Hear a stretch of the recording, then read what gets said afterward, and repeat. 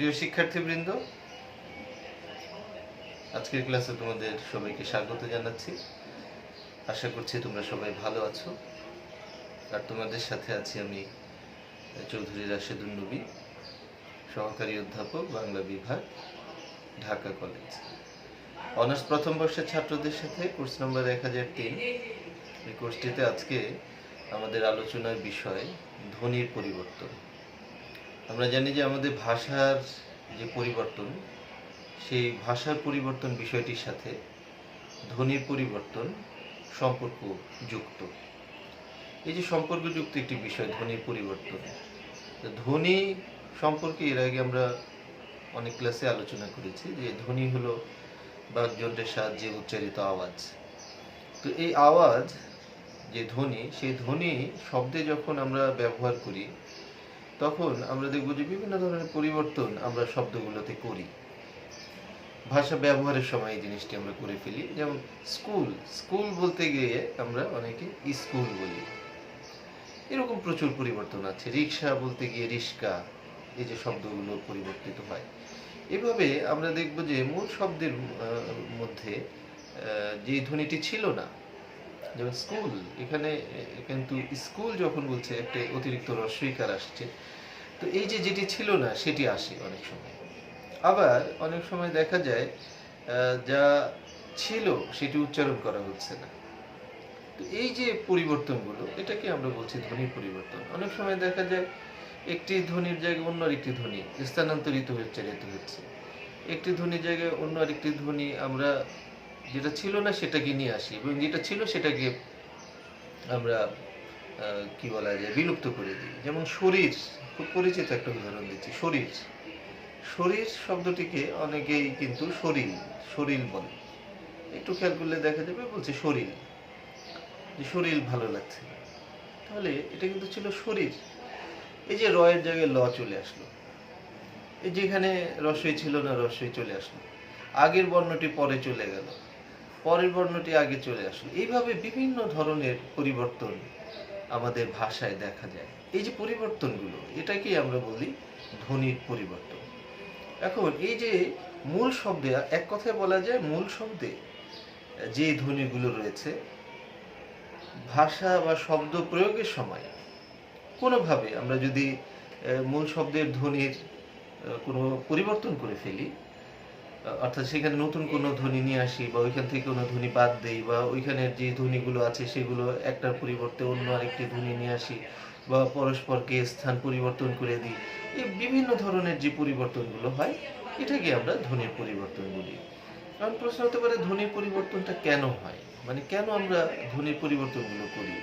এই ধ্বনির পরিবর্তনগুলো করার প্রধান একটি কারণ হতে পারে উচ্চারণের যে আয়াস, মানে উচ্চারণ করতে গেলে যে একটি বলা যায় যে সচেতনভাবে উচ্চারণটিকে আয়ত্ত করা, সেটি অনেকেই আমরা করতে পারি না। ফলে একটু আয়াসভাবে, মানে একটু আরামদায়কভাবে আমরা বলার চেষ্টা করি, তখনই কিন্তু এই পরিবর্তনগুলো বেশি হয়।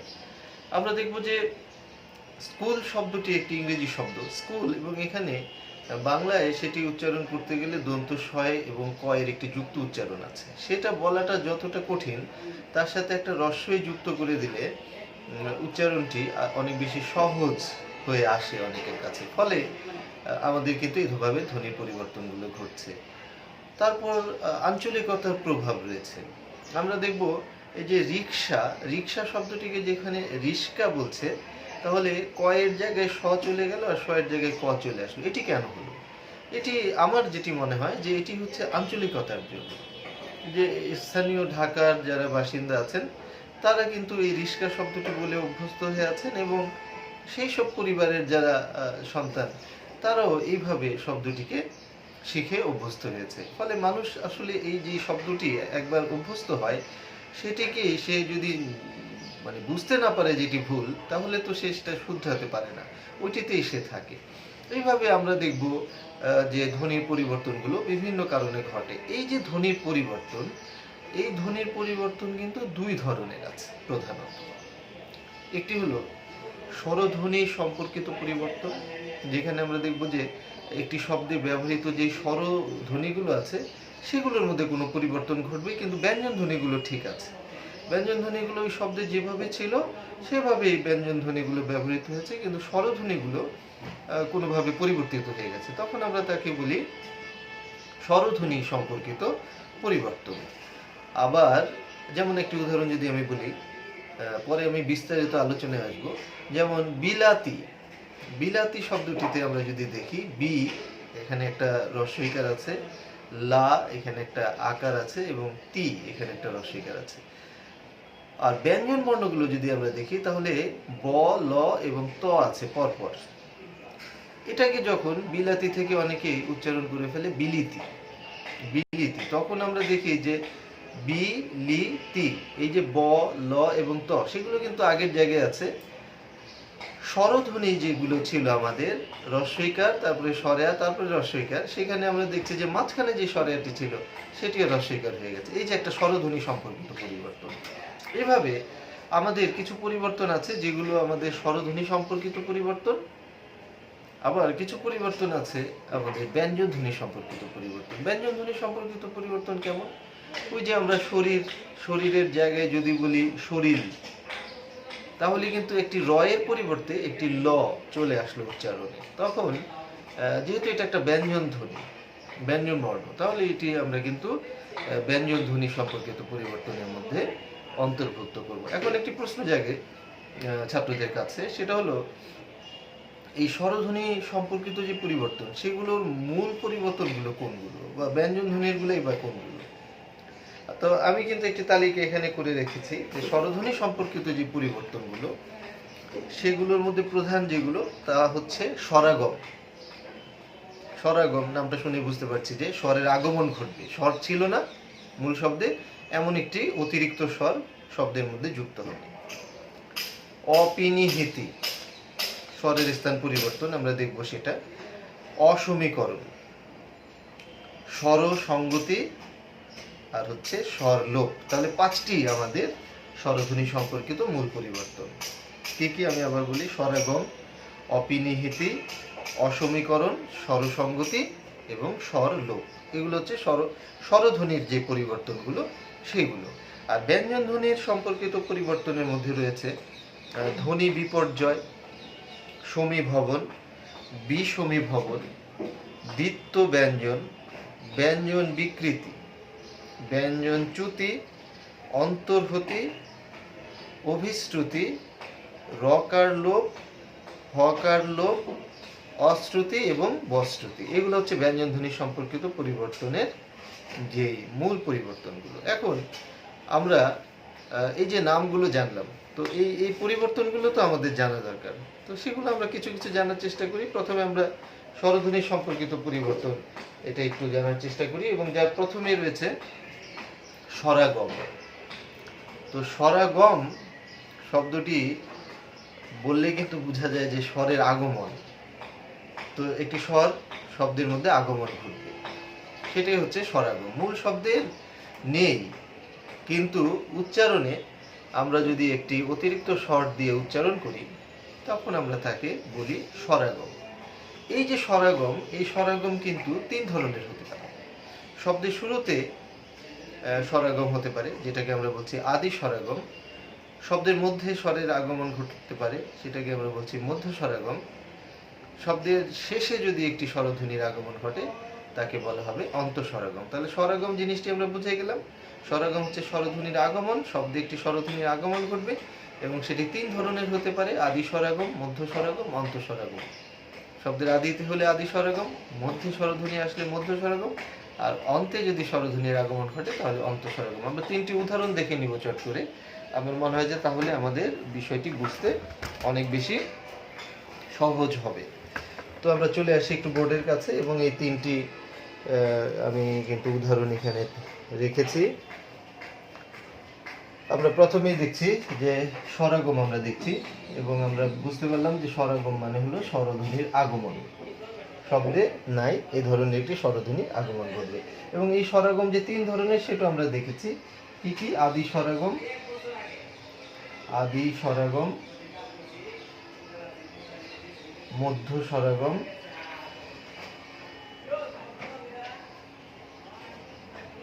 আর হচ্ছে অন্তঃস্বরাগম। এই তিনটা আমরা কিন্তু দেখেছি যে তিন ধরনের হয়, এবং এটা নামের মধ্যেই বোঝা যায়। তাছাড়া আমি বর্ণনা করেছি যে শুরুতে যদি স্বরধ্বনি আসে তাহলে আদি স্বরাগম, মধ্যে আসলে মধ্য স্বরাগম, আর যদি অন্তে আসে তাহলে আমরা সেটাকে বলবো অন্তঃস্বরাগম। তো আদি স্বরাগমের একটি উদাহরণ দেখো, যে উদাহরণটি বলছিলাম এতক্ষণ, সহজ উদাহরণ, স্কুল। স্কুল শব্দটি আমরা যদি বলি তাহলে এই শব্দটির শুরুতে একটি অতিরিক্ত হ্রস্বই দিয়ে উচ্চারণ করা হয়। এটা খুবই পরিচিত একটি উদাহরণ, পরিচিত একটি শব্দ, এবং আমরা প্রচুর লোকের ভাষায় এই আদি স্বরগমটি আমরা লক্ষ্য করি। উচ্চারণটি করছেন কি, স্কুল।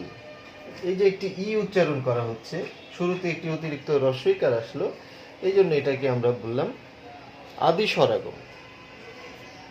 আদিতে একটি হ্রস্বইকার, মানে আদিতে একটি স্বরবর্ণ এসেছে। এভাবে যদি মধ্যে কোনো স্বরবর্ণ আছে তাহলে হবে মধ্য স্বরাগম। যেমন একটি উদাহরণ দেখো, ধর্ম। ধর্ম শব্দটিতে আমরা যদি স্বরধ্বনি, এখানে আমরা লক্ষ্য করি কি কি আছে আসলে।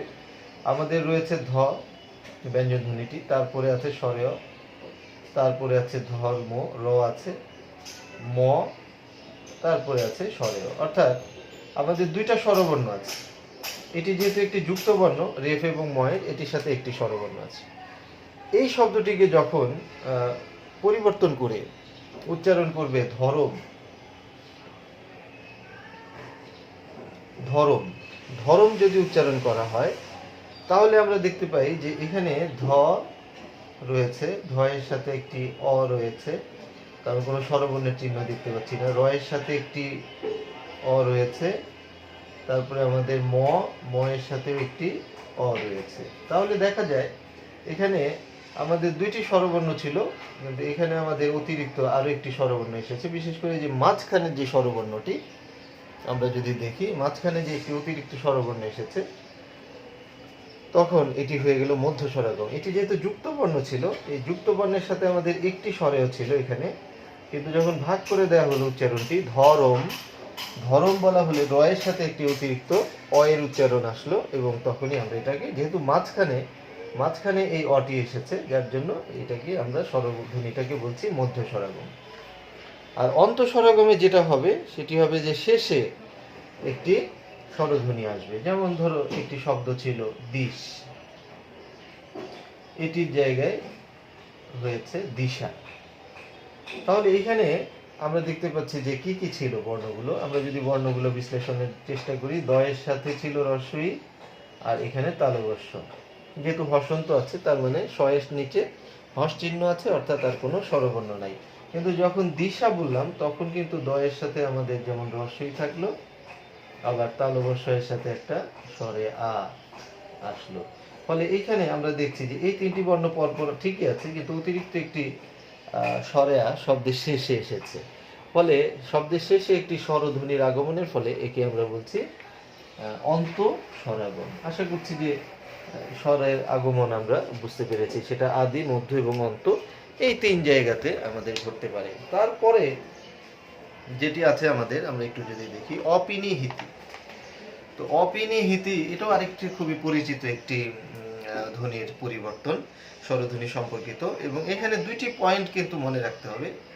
একটি হচ্ছে পরের অবস্থিত হ্রস্বইকার আগে উচ্চারিত হবে।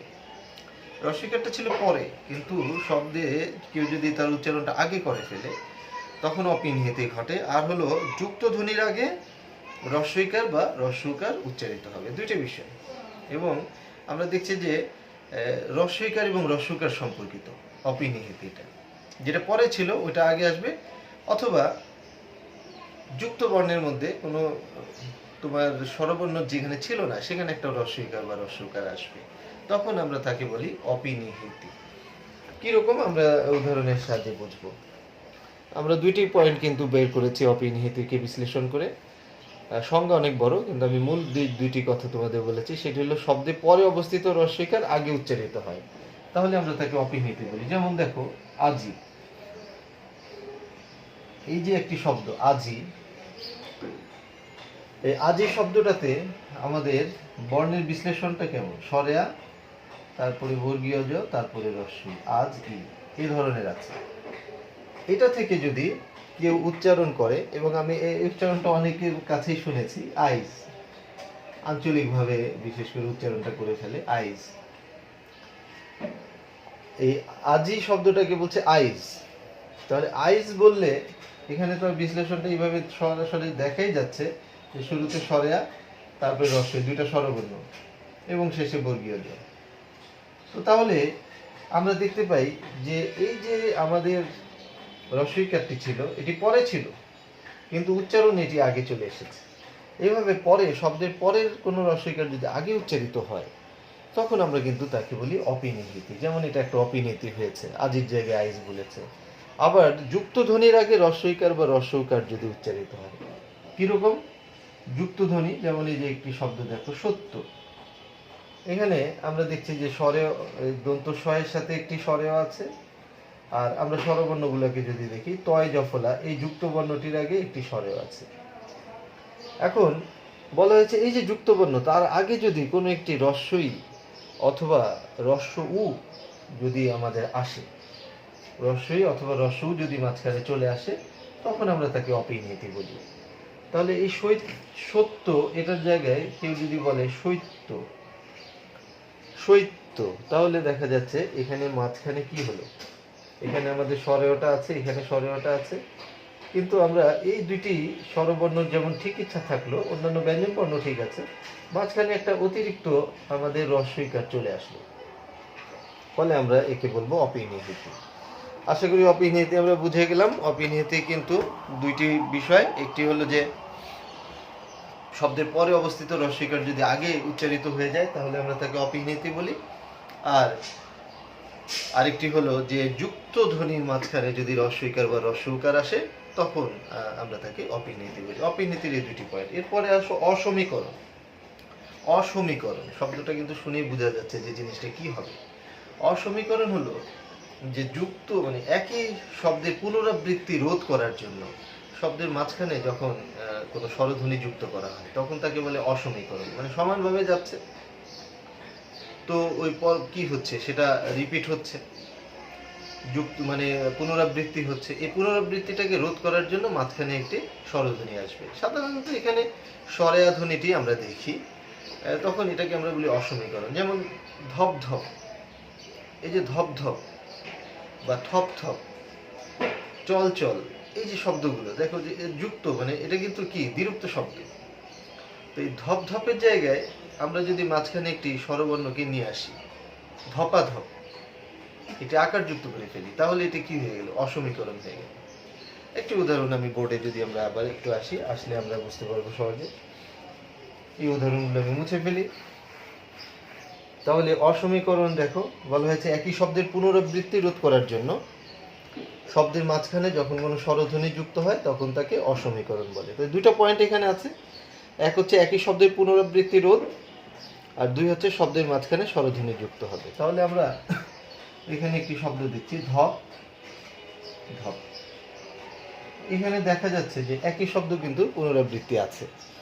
তখন উচ্চারণের সময় অনেকে কি করেন, শব্দের মাঝখানে একটি স্বরবর্ণ নিয়ে আসেন। তো এই যে শব্দের মাঝখানে একটি স্বরবর্ণকে উচ্চারণ করে একটা প্রবণতা দেখা যায়, সেটাকে আমরা বলছি অসমীকরণ, ধপাধপ। এইভাবে তোমার একটি শব্দ দেখো, top top, top top, top top করে তিনি টপ টপ করে বৃষ্টি পড়ছে বা টপ টপ করে খেয়ে নিচ্ছেন, এটা থেকে কিন্তু কি হলো, টপ টপ থেকে অসমীকরণ করে হয়ে গেল টপাটপ, টপাটপ তিনি কাজটি করে নিলেন। তাহলে আমরা দেখছি যে এখানে অসমীকরণের মধ্যে একই শব্দের পুনরাবৃত্তি রোধ করার জন্য শব্দের মাঝখানে একটি আমাদের স্বরবর্ণ যুক্ত হলে এটাকে আমরা বলি অসমীকরণ, এবং দেখা যায় সাধারণত স্বরেয়া যুক্ত থাকে। তো অসমীকরণ আমরা বুঝতে পারলাম। স্বরধ্বনি সম্পর্কিত 5টি পরিবর্তন আছে, তার মধ্যে 3টি আমরা করলাম। তারপরে একটি বেশ বড় পরিবর্তন আছে, সেটি হচ্ছে স্বর সংগতি।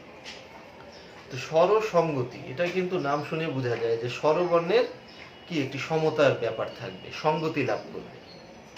একটি স্বরবর্ণের প্রভাবে আরেকটি স্বরবর্ণ প্রভাবিত হবে, তখন আমরা তাকে বলবো স্বরসংগতি।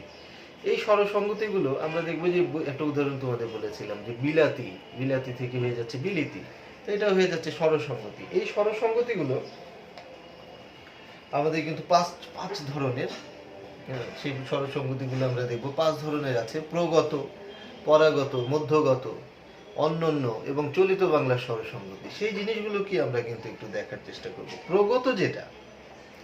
প্রগততে আমরা দেখব যে প্রথম স্বরবর্ণটা অপরিবর্তিত আছে, দ্বিতীয় স্বরধ্বনিটি পরিবর্তিত হবে। আর পরাগততে যেটা হবে, প্রথম স্বরধ্বনিটি পরিবর্তিত হবে, দ্বিতীয়টি অপরিবর্তিত থাকবে। তার মানে দেখো সম্পূর্ণ উল্টোটা কিন্তু হচ্ছে। আর যেটা অন্যান্য, সেখানে দুইটাই পরিবর্তন হবে পরস্পর। তারপরে তোমার যেটা চলিত বাংলার স্বরসঙ্গতি, সেটা হলো একটি সাধু ভাষার শব্দ চলিত ভাষার শব্দে গিয়ে পরিবর্তন হয়ে যাবে। আরেকটি আমরা বাদ দিয়ে গেলাম, সেটা কি ছিল? মধ্যাগত। তো মধ্যাগততে যেটা হবে যে দুই পাশের যে স্বরবর্ণের প্রভাবে মাঝখানের স্বরবর্ণটা পরিবর্তিত হবে। তো এইভাবে আমাদের 5টি উদাহরণ আছে, আমরা সেগুলো একটু দেখার চেষ্টা করি। তাহলে আমরা স্বরসঙ্গতি বুঝতে পারলাম যে একটি স্বরধ্বনির প্রভাবে আরেকটি স্বরধ্বনি যখন পরিবর্তিত হয় তখন আমরা তাকে বলি স্বরসঙ্গতি। তো এরকম একটি উদাহরণ আমরা দেখি যে একটি স্বরের প্রভাবে আরেকটি স্বর প্রভাবিত হচ্ছে। আমি সহজ উদাহরণটা আগে দিই। যেমন বিলাতি, এটা থেকে হয়েছে বিলিতি। এখানে আমরা দেখতে পাচ্ছি, আমরা এই যে ব্যঞ্জন ব, ল এবং ত, এগুলো অপরিবর্তিত আছে। স্বরধ্বনিগুলো যদি আমরা নামাই তাহলে দেখব রস্বই, স্বরেয়া এবং রস্বই, এই 3টি স্বরধ্বনি পরপর আছে। কিন্তু এখানে আমরা স্বরধ্বনিগুলো দেখি যে রস্বই, রস্বই, রস্বই, 3টি কিন্তু রস্বই। তাহলে দেখা যাচ্ছে এই প্রথম এবং শেষ স্বরধ্বনিটির মধ্যে কোনো পরিবর্তন হয়নি, মাঝখানে স্বরধ্বনিটি পরিবর্তিত হয়ে গেছে। এই দুইটি স্বরধ্বনির প্রভাবে মাঝখানেরটি একই রকম উচ্চারণে গিয়ে রস্বইকারে পরিণত হয়েছে। এটাকে কিন্তু বলা হয়েছে স্বরসঙ্গতি, অর্থাৎ স্বরধ্বনির পরিবর্তন। স্বরধ্বনিটি ছিল আ, উচ্চারণে স্বরধ্বনিটি হয়ে গেছে রস্বই। তাহলে এটাকে আমরা বলছি স্বরসঙ্গতি। এখন বলা হলো এই স্বরসঙ্গতিগুলো 5 ধরনের: প্রগত, পরাগত, মধ্যাগত, অন্যান্য এবং চলিত বাংলা স্বরসঙ্গতি। তো আমরা প্রগতটা একটু দেখি। প্রগততে যেটা বলা হয় যে আদি স্বর অপরিবর্তিত থাকবে, অন্তঃস্বর পরিবর্তিত হবে। মানে প্রথমটা অপরিবর্তিত থাকবে আর পরের যে স্বর সেটা পরিবর্তিত হবে। যেমন তুমি একটি শব্দ দেখো, মূলা। এই যে মূলা শব্দটি, আমরা যদি স্বরবর্ণটা বিশ্লেষণের চেষ্টা করি তাহলে এখানে আছে রস্বউ আর এখানে আছে স্বরেয়া। এটা যখন তোমার উচ্চারণে গিয়ে হবে মূল, তখন আমরা দেখব যে রস্বউ থাকলো আর হচ্ছে ও থাকলো। ফলে এই প্রথম যে স্বরধ্বনিটি, এটি কিন্তু অপরিবর্তিত আছে। দেখো প্রথম মানে বলেছে আদি স্বর অপরিবর্তিত থাকবে আর অন্তঃস্বর পরিবর্তিত হবে। অন্তঃস্বর পরিবর্তিত হবে, যেটা স্বরে আ ছিল এটা ও হয়ে গেল, তাহলে অন্তঃস্বরের পরিবর্তন হবে। এটাকে আমরা বলছি প্রগত স্বরসঙ্গতি। আর পরাগত স্বরসঙ্গতিতে ঠিক উল্টো হবে, উল্টোটা হবে। কি হবে? আমরা পরাগতের একটা উদাহরণ দেখি। পরাগততে যেটা হবে, আদি স্বর অপরিবর্তিত থাকবে, না আদি স্বর পরিবর্তিত হবে আর অন্তঃস্বর অপরিবর্তিত থাকবে। একটা উদাহরণ দেখলে বোঝা যাবে। পরাগত মানে পেছন থেকে পরিবর্তনটি আসবে। যেমন দেশি, এই যে একটি শব্দ আছে দেশি, এখানে আমরা স্বরবর্ণ বিশ্লেষণ করলে দেখি যে এখানে এ আর এখানে আছে রস্বই। এটাকে যখন তুমি বলছো দিশি, তখন স্বরবর্ণটি দুইটাই রস্বই আছে। তো আমরা দেখতে পাচ্ছি যে শেষের যে স্বরবর্ণটি, এটি কিন্তু পরিবর্তন হয় নাই। প্রথম যে স্বরবর্ণটি যেটা রস্বই ছিল সেটা কিন্তু মানে যেটা এ ছিল সেটা রস্বইতে পরিণত হয়েছে। এইভাবে যদি আদি স্বর পরিবর্তিত হয়, অন্তঃস্বর অপরিবর্তিত থাকে, তাহলে আমরা তাকে বলি পরাগত। তাহলে প্রগততে কি হলো? প্রগততে হলো তোমার আদি স্বরটা অপরিবর্তিত, অন্তঃস্বরটা পরিবর্তিত। আর পরাগতে হলো আদি স্বরটাই পরিবর্তিত আর অন্তঃস্বরটা অপরিবর্তিত। জাস্ট একটা আরেকটা অপোজিট যে বিষয়টি। আর তোমার মধ্যাগত যেটা, এটা তো অনেক সহজ নামে বোঝা যাচ্ছে। মধ্যগত মানে বলা হয় যে মধ্যে পরিবর্তন আগত। মধ্যে পরিবর্তন আগতটা কেমন? মানে মাঝখানে পরিবর্তন হবে, অর্থাৎ আদি স্বর অপরিবর্তিত, অন্তঃস্বর অপরিবর্তিত আর মধ্যস্বর পরিবর্তিত। যে উদাহরণটা আমি আগে করেছি এটাই সহজ উদাহরণ। বিলাতি, এ থেকে হচ্ছে বিলিতি। তো আমরা এখানে দেখছি যে রস্বই, এখানে সরেয়া এবং তারপরে রস্বই, আর পরিবর্তনের মধ্যে গিয়ে আমরা তিনটাই রস্বই পাচ্ছি। ফলে আমরা বুঝতে পারছি যে আমাদের মাঝখানে যেই স্বরবর্ণটি ছিল সেটি স্বরবর্ণটি পরিবর্তিত হয়ে অন্য রূপ লাভ করেছে এই দুইটির প্রভাবে। ফলে এটাকে আমরা বলছি মধ্যাগত, মানে মাঝখানে কিন্তু পরিবর্তনটি এসেছে। তো মধ্যাগত আমরা বুঝে গেলাম। আমি পরাগত সেটাকে বলেছি কি প্রথম থেকে গত, মানে প্রথম পরিবর্তনটা কিন্তু অর্থাৎ প্রথমটা প্রভাব বিস্তার করেছে পরেরটার উপরে, আর পরাগত হচ্ছে পেছনেরটা প্রভাব বিস্তার করেছে আগেরটার উপরে। আর মধ্যগততে দুইটাই মানে আগে পরে দুইটাই গিয়ে পরিবর্তন করে দিয়েছে মধ্যেরটা। এরপরে আমাদের আরেকটি আছে কি অনন্য। অনন্য যেটা সেটাই কিন্তু আদি স্বর পরিবর্তিত, অন্তঃস্বর পরিবর্তিত, অনন্য বন্ধুত্বের মতো। আমরা যদি আসলে এই স্বরসঙ্গতিটা অনেকে ভুলে যাই, আমি যদি তোমাকে এই যে দুইটি ব্যক্তির সাথে তুলনা দিই তাহলে তোমার মনে রাখতে সুবিধা হবে। এটা ধরো আদি স্বর আর এটা ধরো অন্তঃস্বর। এই ছেলেটা একটু ভালো ছাত্র, লেখাপড়া নিয়মিত করে, আর এই একটু কিন্তু দুষ্টুমি করে, কম মনোযোগ দেয়। তখন এই ভালো ছাত্র আর মন একটু দুষ্ট, এই দুজন একসাথে বন্ধুত্ব যদি হয়, অনেক সময় কি হয়, ভালোর প্রভাবে এই দুষ্টটা একটু ভালো হয়ে যেতে পারে। তাহলে পরিবর্তনটা তো কি হবে, অন্তঃস্বরের পরিবর্তন হবে।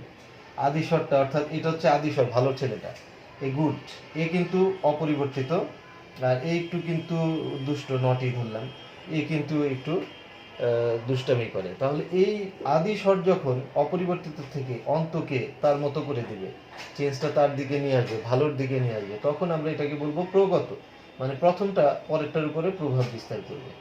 প্রগতটা হচ্ছে এটা প্রভাবশালী হবে। আর পরাগত যখন, তখন কিন্তু দুষ্টটার সাথে মিশে ভালোটা দুষ্ট হয়ে যাবে, অর্থাৎ এই পরেরটা প্রভাব বিস্তার করবে, আগেরটা চেঞ্জ হয়ে যাবে, তাই না, সে একটু দুষ্টের দিকে চলে গেল। আর মধ্যাগত হতে গেলে তখন কিন্তু তিনজন লাগবে। এই দুইজন ভালো, এই ভালোর প্রভাবে আমরা ধরে নিলাম যে এই দুইটাই ভালো, এই ভালোর প্রভাবে এই মাঝখানে যে একটু দুষ্ট ব্যক্তিটা ছিল সেও কি হবে, ভালো হয়ে যাবে, মানে এই দুইজন মিলে একে পরিবর্তন করে দিবে। তাহলে এটা হচ্ছে মধ্যাগত। আর যখন অনন্য হবে তখন কিন্তু অনন্যর মধ্যে আদি স্বর পরিবর্তিত, অন্তঃস্বর পরিবর্তিত, অর্থাৎ দুইজনই, এও একে একটু পরিবর্তন করবে, বলবে তুমি একটু নিয়মিত ভাই লেখাপড়া করো, ভালো হও।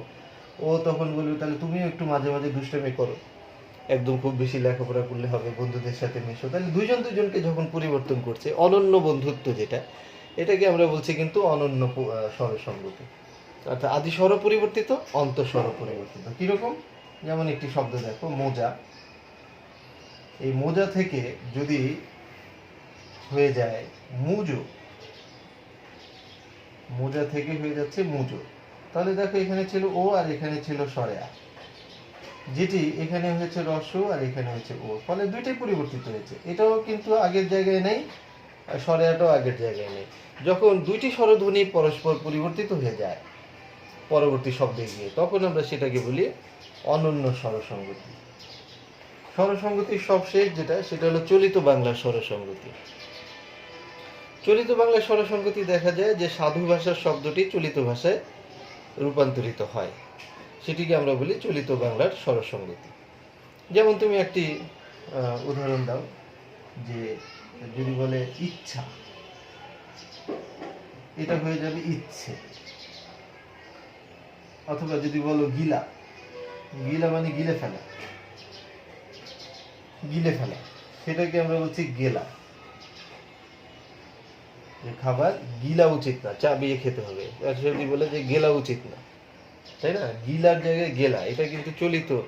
আমরা একটু সহজ উদাহরণের শব্দে আসি, যেমন মিঠা, কি মিঠা রোদ, তাই না, এটার জায়গায় যদি বলে মিঠে, মিঠে রোদ, তাহলে এগুলো কিন্তু হচ্ছে চলিত বাংলার স্বরসঙ্গতি, যেখানে আসলে সাধু ভাষার শব্দ চলিত ভাষায় তোমার পরিবর্তিত হবে। তাহলে আমরা তাকে বলি চলিত বাংলার স্বরসঙ্গতি। এবং চলিত বাংলার স্বরসঙ্গতি আরেকটি পয়েন্ট আছে, যে পূর্বস্বর রস্যকার হলে পরবর্তী স্বর সাধারণত আকার না হয়ে ওকার হয়। পূর্বস্বর যদি রস্যকার থাকে, এখানে কোনো রস্যকার যুক্ত পূর্বস্বর অবশ্য নাই, তো পূর্বস্বর যদি রস্যকার থাকে, যেমন ধরো এখানে একটি উদাহরণ যদি আমরা নিই, চুলা, পূর্বস্বরটি এখানে রস্যকার আছে, এখানে আমরা দেখছি যে রস্যকার, আর পরবর্তী স্বরটি হচ্ছে আকার। তো চলিত বাংলা স্বরসঙ্গতিতে যে পয়েন্টটি বলা হয়েছে, পূর্বস্বর যদি রস্যকার থাকে, পরবর্তী স্বর আকার না হয়ে ওকার হয়, তাহলে এটা হয়ে যাবে চুলো। এইভাবে তোমার আকার না হয়ে ওকার হয়, এরকম আরো উদাহরণ যদি আরেকটা আমি দিই, যে পূর্বস্বর রস্যকার তুলা, পরবর্তী স্বর আকার আছে। তো বলা হচ্ছে পূর্বস্বর রস্যকার থাকলে পরবর্তী স্বর আকার না হয়ে ওকার হবে চলিত বাংলার স্বরসঙ্গতি, তাহলে এটা হবে তুলো। ঠিক তেমনি তুমি জুতা যদি বলো, জুতা, তো এটা কিন্তু রস্যকার আছে, তারপরে আকার আছে, আকার না হয়ে ওকার হয়ে যাবে, এটা হবে জুতো। তাহলে দেখা যাচ্ছে চলিত বাংলার যে স্বরসঙ্গতি, সেটি আসলে আমাদের